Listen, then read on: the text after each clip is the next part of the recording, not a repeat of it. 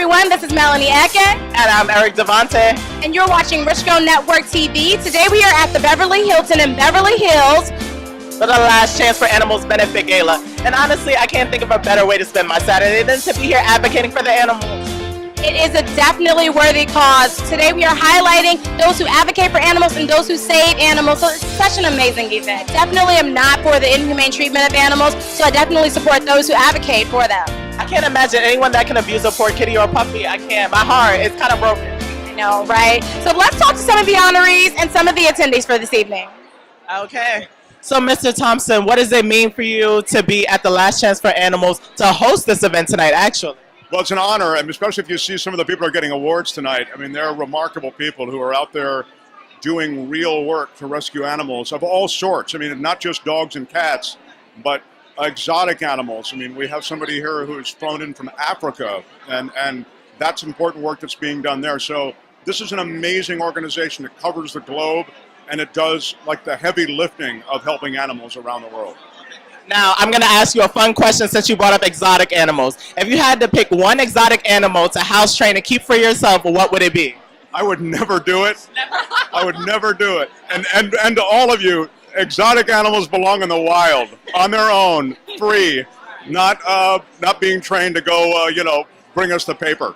No, it's what happens is exotic animals start little and then they get big and then they want to be free. Yeah, they don't want to come do anything for you anymore. So I want to ask you, what's the one thing that you want people to take away from tonight's event? I'd love for people to walk away from this event with a bigger sense of how important animals are and how we should respect them, instead of using them to do things for us, meaning instead of eating them, instead of wearing them. I have nothing from my shoes are not made of leather. I mean, it's an ideal anyway. I'm not saying everybody has to do it, but I'd love for everyone to at least walk away with an awareness. Many of these people are already aware. This is a really cool crowd that way. But that would be my wish, that we're all just a little more connected to the animals around us. And Caroline's is a very strong activist as well. So, Caroline, what does it mean for you to be here tonight? I'm really grateful for Last Chance for Animals, like Mark said, because it's not just focused on, the animals that we bring into our homes that we love, like dogs and cats, but it's a bigger picture about all animals in our world.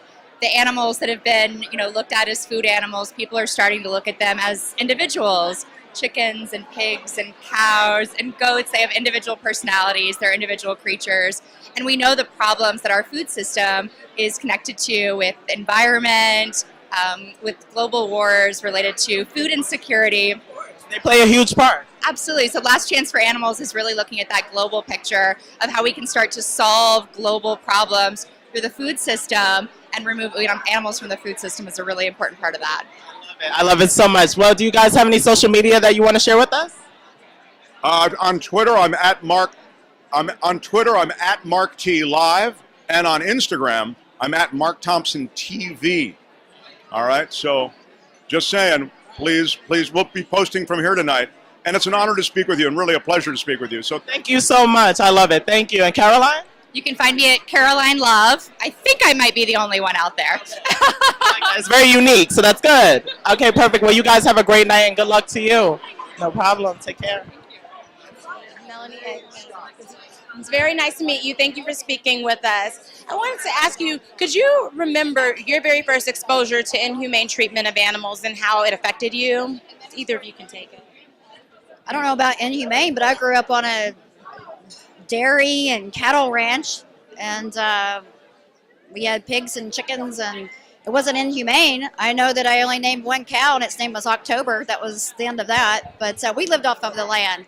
I remember seeing commercials whenever I first moved out here. I lived in San Diego, I was going to school, and I think it was Sarah McLachlan narrated horrific animal testing and puppy mill, and it was just like the whole ball of works there, and it affected me, and it moved me to come out and support groups like this and organizations. And to both of you, in your own way, how have you been able to advocate for and save animals in your personal way? I save bees from my swimming pool. Great. We feed a lot of wild animals. This is our first time here, by the way, at the Last Chance for Animals. So you asked a question. Your first experience with animal cruelty, and something popped in my head when I was a kid. My friend was, first of all, we're pro hunters. You want to hunt, that's great. Her families are hunters. When I was young, I did, but no more. And you do what you want to do. But there was a guy on my block in New York, and he had a frog. And he was messing with the frog, and I beat the crap out of him. I beat him up. You beat him up. Beat the crap out of him. That answers the question. That's how, in your personal way, you fought it. But he buys peanuts for the squirrels. He buys wild bird feed for the birds. We have turtles. We have fish. We have dogs. We have animals. So. I love it. I love it. And how would you recommend that people get involved? If they just want to do something just to contribute to the cause. Send money. All these organizations need money. They need money for resources. They need money to get these dogs and cats or whatever other animals out. And blankets. You see all these animals at rescues, and they're on the concrete. They need blankets. They need old pillows. Anything that could help them have a comfortable night. These people are saving gorillas. That's incredible, Incredible. A gorilla is amazing. You ever been up close to a gorilla? No, never. We went to the wild animal It is the park. most awesome thing you will ever see in your life. Or a full-grown Bengal tiger or a lion. They're this high on all fours, and people abuse these animals and circus animals. It's just horrible. So anyway, Thank you so much. Enjoy the show. go.